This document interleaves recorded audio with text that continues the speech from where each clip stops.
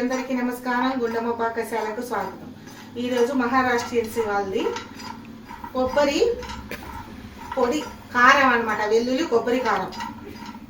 అది ఎలా చేయాలో చూపిస్తా చూడండి. ముందుగా ప్యాన్ పెట్టి స్టవ్ వెలిగించి కొబ్బరి చిన్న చిన్న ముక్కలుగా, ఎండు కొబ్బరి అనమాట, చిన్న చిన్న ముక్కలుగా కట్ చేసుకొని వేయించుకోవాలి లైట్గా.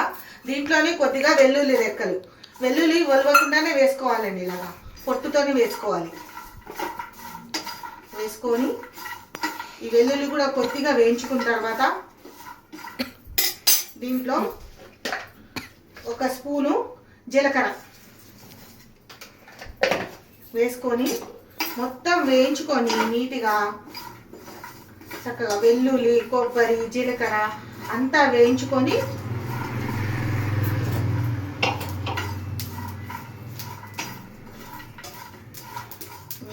మిక్సీ జార్లో వేసుకోవాలి.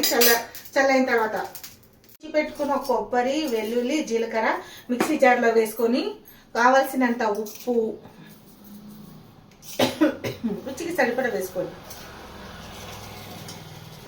ఉప్పు కారం ఎక్కువే తింటాం, అందుకే 2 టేబుల్ స్పూన్లు పెద్దవి తీసుకున్నాను నేను. తీసుకొని గ్రైండ్ చేసుకోవాలి. రుచికరమైన మహారాష్ట్రియన్ వెల్లుల్లి కొబ్బరి కారం రెడీ అనేది. దీన్ని కొద్దిగా నెయ్యి వేసుకొని అన్నంలో తింటే సూపర్ ఉంటుంది. లోషలో పైనుండి చల్లుకొని మధ్యలో తింటే బాగుంటుంది. Thank you.